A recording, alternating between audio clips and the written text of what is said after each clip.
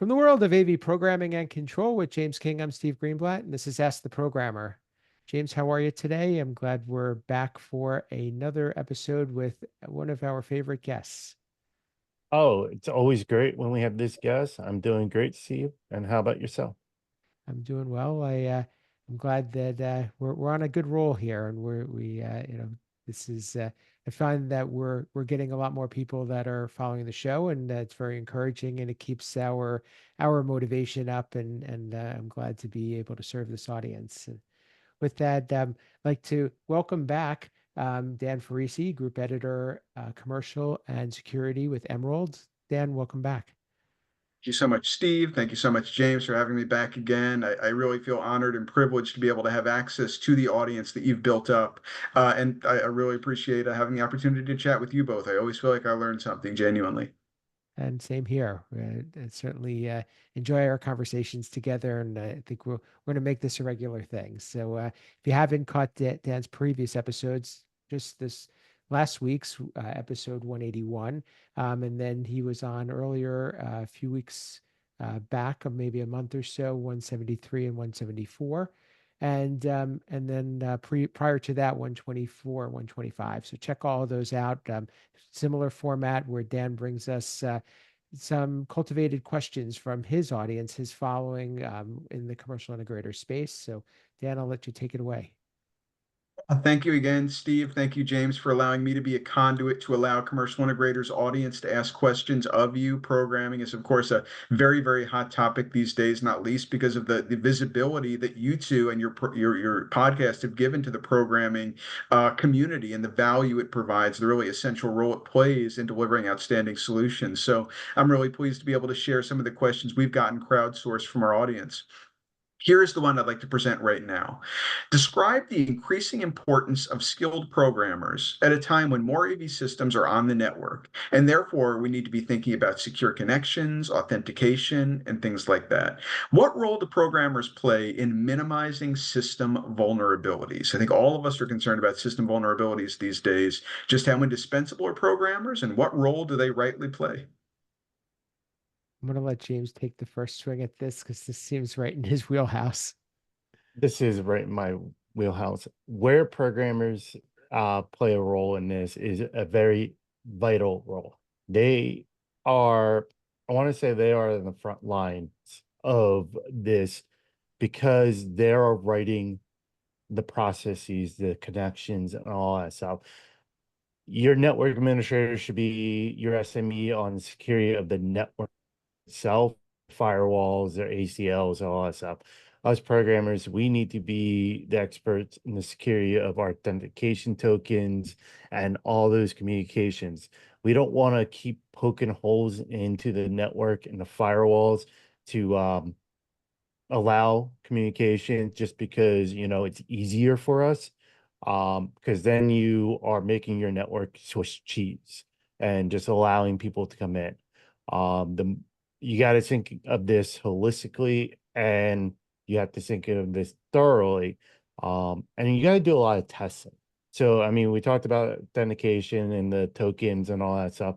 That's all key. But let's even say testing our systems. We need to test our systems before we do any rollouts and have a plan in place that, if something does go wrong with the rollout, you can go back. Look what happened with CrowdStrike. And they are big companies, they know what they're doing, and they still did what happened. So it happens to all of us, but you have to have that plan. What are we going to do if this fails? What are we going to do if we doesn't make that connection? And I know a lot of people give me kind of lip for when I do my networks and with my AV equipment, but what I always approach it is I don't want my university to come to me saying, we got hacked from your AV equipment. Can it happen? Yes. I'm not an idiot to that. I know their potential, but I'm going to take all the steps I can to negate that as best as I can. And that's making sure the access controls are done, doing the least privilege, doing zero trust, I know from a lot of security terms out there, but making sure that we are following best practice out there and having a game plan in case something happens. I just wanted to say before you jump in, Steve, that the way you framed it, James, the whole idea I'm not going to have my network be Swiss cheese. There are so many malevolent actors out there right now. You mentioned CrowdStrike. You see something in the news every day. And I mean, even in our own personal lives, how many letters have we gotten? Oh, something was, Ticketmaster was hacked, or this person was hacked, and now your information is out there. There are so many malevolent actors right there. And it is incumbent on us to make sure that we are not creating Swiss cheese of our networks because it is not going to benefit us. It is going to be potentially, it could be catastrophic.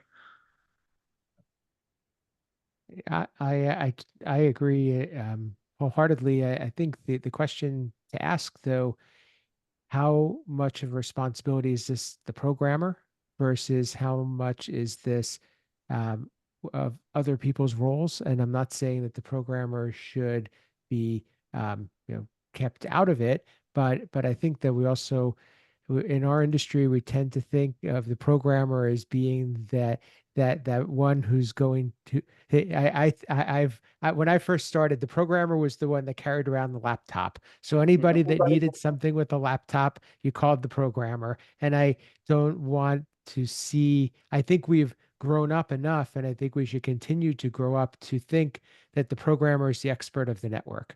The programmer is the expert of the system functionality and the device control and the code.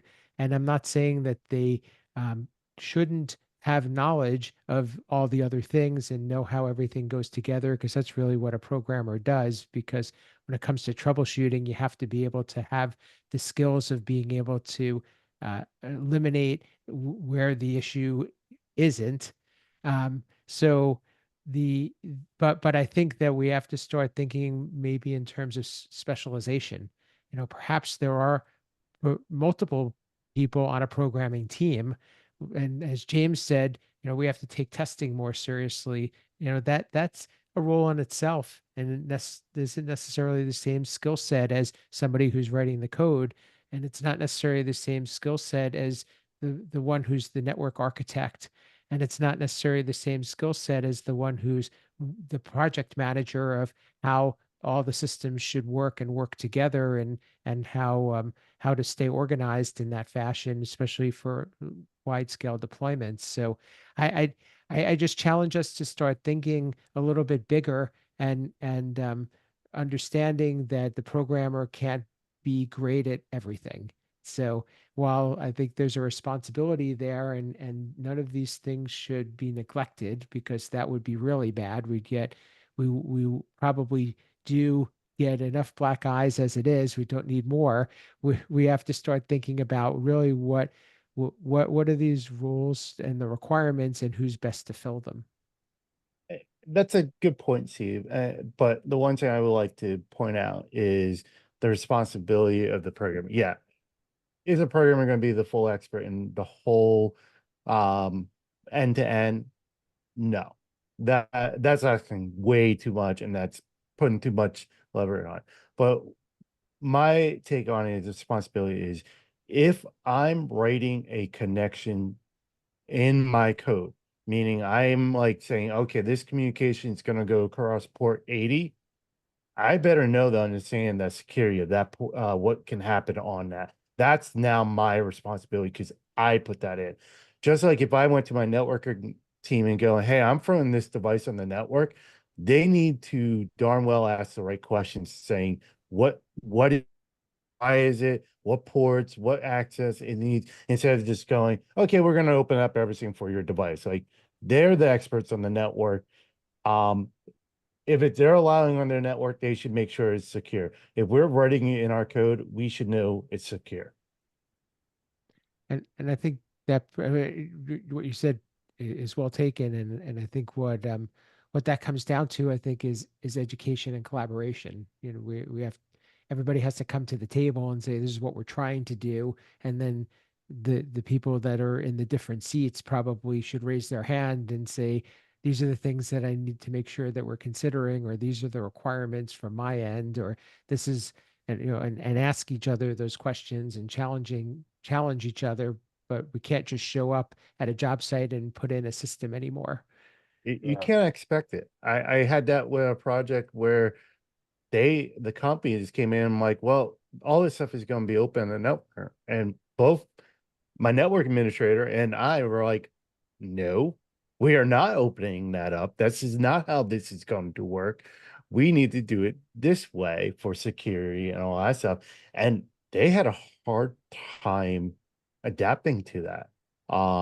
And then I know I have conversations with my networking guy when we just had another project we were talking, and I was like, okay, here's a potential communication concern and issue, the way our network is configured now. I was like, I went to him, I was like, how do you want to handle this? I was like, we can move it this way and allow that connection, or we can say, hey, no, we're not allowing this feature, or come up with another. So him and I came together and we are like, what is the best solution that allows us to stay secure, but also allows the end user to achieve the goal they're looking for? And sometimes it's a balancing act. It is a huge balancing act on security, because by nature, security is inconvenient.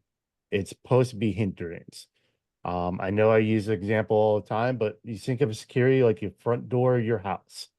If you had no front door, you can come and go as you please with no worry, but anybody else can too. And then more layer you put on to make it harder for anyone else to do, it means more steps you have to take as a user. You would say, James, that security and convenience are kind of necessarily in tension. They're almost, are they pretty much necessarily in some way opposed to each other, where you have to find like a yin and a yang balance? They can't necessarily grow together or shrink together. They're almost in tension from the outset. Yeah, I 100% agree with that one. And these things are critical, though, and I'm glad you're bringing this up, Dan, as a question, because it is not something that we can make light of, because we the last thing you need is, I don't think that you will be invited back if you're taking down somebody's network. Yeah, Probably not. No, no. If you're the cause of one of those letters saying something has been breached, you're not going to be back. yeah. And then another thing is, we don't even have to go there. That we're thinking worst case scenario. Like, someone broke into your network and stole, security, social security numbers and things like that. A lot of people haven't talked about this, but when smart TVs first came out, they had a microphone. They were thrown in board meetings. That microphone was recording everything to the company's cloud servers. So if you did have a private board meeting, that was being recorded into whatever manufacturer's cloud server. And that once that got out, people were like, whoa, wait, no, we can't do this. That was manufacturers trying to make it convenient for users to throw these displays online and make connections, and not thinking of the consequences of their action. Luckily, nothing was breached, nothing was scary. Like, no one got a social security number from it, but there could have been trade secrets recorded. I'll also say, I'm glad you brought up manufacturers as playing a role in this, and the control platforms as well. I think many of them, they handle security differently, and they have different capabilities. And we find in the seat that we sit in when we're working with products on the network, that having certain types of secure connections, they need to be handled differently depending on what products you're working with. So it's just something to think about and explore, and possibly do include a little bit more in the design phase of a project before it gets to programming, just to make sure that we're going to get the results that we're looking for. Absolutely. Have we done a good job with that one, Dan? I think so, Steve. Is there time for another, or have we reached the end of the episode? I think we could do another quick one if you have one. Sure, I do. I have one more. I wanted to make sure if I could get it in there. So here's the question. Let's talk about the differences between novice programmers and more advanced programmers. Which group do you feel is more populous in our industry? What role can each play? And how can we nurture the skill of novices to make them more advanced? I don't know if that lends itself to being done quickly, but what do you say? I think it's an intriguing topic and probably something that people would want to hear about. So let's give it a shot. If I were to talk a little bit and it's actually one of the reasons why we have this podcast is to be able to bring together the community because when James and I first started working on this and when we first met each other, I at least realized that our backgrounds are different, our experiences are different, and we're good at what we do, but we also don't know what we don't know. And I think that that's an important thing to think about. And there are a lot of programmers who may not they may be considered novice by some, but they're very good at doing one thing and may not know all the other things because their job has not required them to, or they have not been um, privy to those other types of experiences. As independent programmers, we tend to get a real variety of experiences, which I think lends to having more advanced skills, but it isn't always for everybody. And there are unfortunately some things some drawbacks to that as well.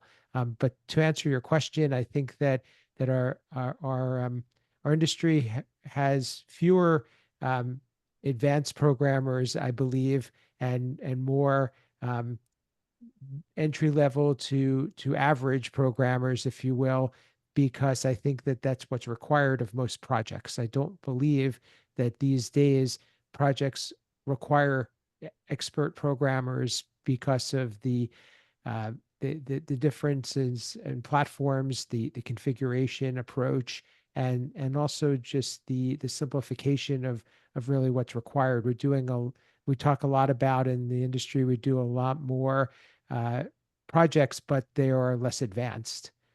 Right, right. How about you, James? Where do you fall on that question? I fall kind of to the question we handled last episode is I think we kind of need to define the term novice and advanced.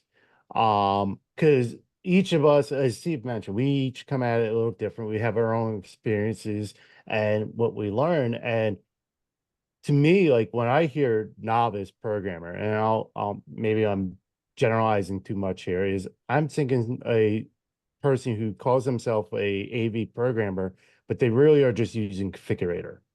They're using the drop down, saying, okay, I'm using this model display, I'm using this model processor, maybe tweak code here and there and generate some. Where I say an advanced person is taking more of the line code and actually writing the lines out and saying, okay, these are the functions I want and defining those functions. But Steve did a good job of, saying like, I'm higher ed. I would say you could consider me a expert programmer in a high, but I'm not a corporate programmer. Like I would be a novice when you came to that because I wouldn't understand the nuances for corporate or residential. Where I really know the inner ins and out of a higher ed situation. So I guess what I go back to, you gotta redefine them. They each has their own. Like me, like being a higher ed person and being an expert in that is great. Being a novice in all aspect is also great because it allows the integrator companies to flex a little bit. You might be limited of what you can do, but you could do resi and you could do commercial, and you could do higher ed if you can get the basics down or what someone might call a novice and not handle the big advanced rooms that you might have to bring a more seasoned programmer in for. Yeah, I think that's a good point that it's sometimes contextual or situational, depending on what you're working on, in which market you're working, in which context you're working. You could be both a novice and a more advanced person, depending on the situation or context in which you find yourself. And to answer the idea of what roles do they play, I do feel like and what and the benefits that they have. I think that we have to continue to bring new people into the industry. We all say that for a long time, and it's rare that even somebody who is very skilled at doing programming is going to come into the AV industry and be an expert, because it's just there's just a translation there, and there's a lot that needs to be learned about our the way what the applications are and the equipment that we work with, and it's just unique to our industry. So if we are not bringing in novice programmers and we are not giving them a career path and a way to advance, it is holding up the whole process. And it's also not allowing people who have years of experience to get to that expert level if they don't have people coming in behind them. So I think that that needs to be a constant flow, in my opinion. I think that's very true. And I just want to say, not to be self-serving, but to talk just for a moment about the 40 under 40. I know you're a serial nominator, Steve, and I think that's a wonderful thing because I think recognizing whether they're novice or whether they're intermediate or advanced, recognizing the young talent, I think is one way to try to attract more people to our industry, to recognize that they will be celebrated for their achievements, they'll be celebrated for everything that they contribute, and they don't have to be 4 or 5 decades in before they start getting their flowers. They can be recognized immediately if they're being real movers and shakers and helping our industry and helping their company. So thank you for being a serial nominator and making sure that that young talent, again, be they novice, be they intermediate, be they advanced, that young talent is recognized for everything that they do. Thank you. Appreciate that. And I enjoy doing that, and I enjoy being able to cast light on those folks, because they are growing at an incredible rate. It's almost like you do most of your growing in the early years, and then your growth slows down as you're in this industry for some time. So they are an important part of our success, and also in the longevity of the industry. So, and thank Here, you here. for continuing to highlight them year after year. Um, I think that that's probably we got a lot in that episode. I'm curious to hear what our audience has to say. If you would like to share your thoughts and also connect with Dan, we'll let him tell you how to reach him. But do that in the LinkedIn group, the Ask the Programmer LinkedIn group. We'd like to continue the conversation and give us some feedback on some of these questions and let us know what you think. Dan, hopefully you'll be able to join us there. And what are some ways that people can get in touch with you and continue this conversation? I very much like that. You can find me on commercialintegrator.com and securitysales.com, which are the two brands that I oversee. You can find me on LinkedIn, just searching by my name. You can also find me at Dan Ferrisi Edit on X. And of course, I encourage people to reach out to me at dan.ferrisi@emeraldx.com. Either if you have questions you'd like me to convey to Steve and to James, or any other ways we can collaborate or work together in the programming side or otherwise to lift up our industry, help people run their businesses better, and just serve our clients more effectively. And I have to say, Dan really means it, and he's one of the most approachable people in this industry. So make sure that you come and connect with him and let him know you're out there. And he really likes to amplify the voices of this industry. So thank you for doing that, Dan. Thank you very much. And thank you for extending your platform to me. As someone who has been entrusted with a platform myself, I know that I'm very thoughtful about how I extend it to others. And the fact that you extend this platform to me is something I don't at all take for granted. We appreciate you being here and look forward to the next one. James, until that next episode, how could people get in touch with you, learn what you're up to, keep this conversation going? Sure, you can find me on X at AB_James King. I'm on LinkedIn. I'm in the community, as Steve mentioned, as a programmer, the community on LinkedIn. Anything with HEPMA, again, you Google me, you'll find me. Excellent. And for me, you can reach me at Steve Greenblatt on social media. My company, Control Concepts, is a supporter of this show, and we can be found at controlconcepts.net, where we do API integration and also provide building blocks that help programmers succeed and get their projects done easier, and also support the programmers in the field who need help implementing some of the work that we do. So reach out to us, and we'd like to hear from you. And of course, on the show, we can be found on YouTube and your favorite podcast player, and we want to hear from you there as well. Let us know your favorite episode, give us some feedback. Let us know if you have a suggestion for a topic, a guest. We want to build this community and keep the voices varied, and we want to make sure that we're covering all the topics that are needed to really explain and serve this industry from a programming perspective. And until next time, this has been Ask the Programmer.